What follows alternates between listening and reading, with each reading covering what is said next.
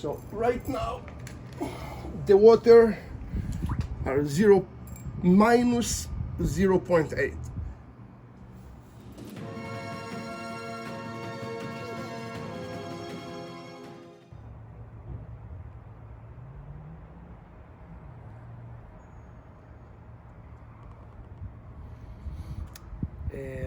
People are asking, how do you do cold exposure and what do you feel? And today I will try to give you a taste of what is it while I'm doing cold exposure. So right now it's -2 and it's Toronto, Ontario. The water are, we'll check it soon, but probably 0.5, 0.4. It's a bit cold. Even though I'm doing cold exposure for a few years, about since 2020, it's still difficult every day. In my line of work, I need to be very sharp all day long. I don't have an option not to be sharp because I'm controlling lots of processes and dealing with lots of money. Also other people's money, which is much more significant. So it needs to be perfect. When I'm going to the cold water, the feeling is that you're dead. So you're dying every day.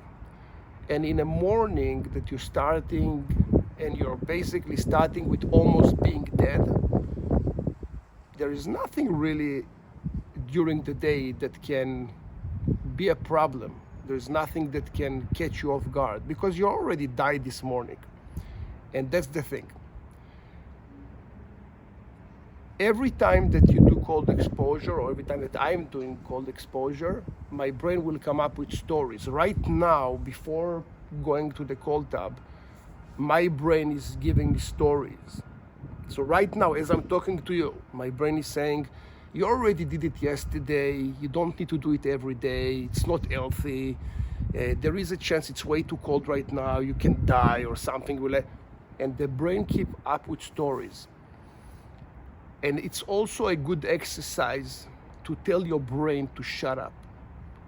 You are in control and your brain is not in control. It's a huge practice. Except of that, you have a million other benefits to cold exposure. I'm not going to go into it right now, but I just want to tell you what I feel as I'm going through the cold. So right now, the water are minus 0.8. Now the reason it's not freezing is because I have a pump that is running the water. This is why it's not freezing. So it's really cold. My system is first of all to go in with my knees, and then I'm sitting, and then I'm going all the way to the shoulders. So this is my way of doing it. Everyone is different, okay?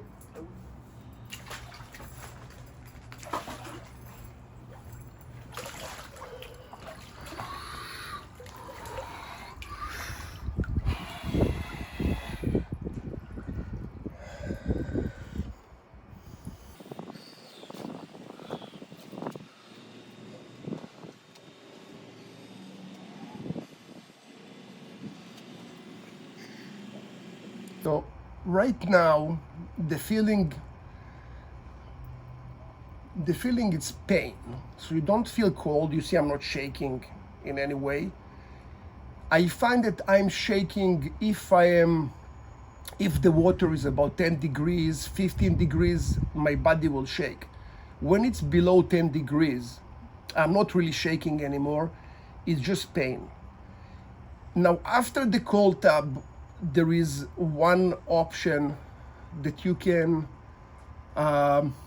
dress up.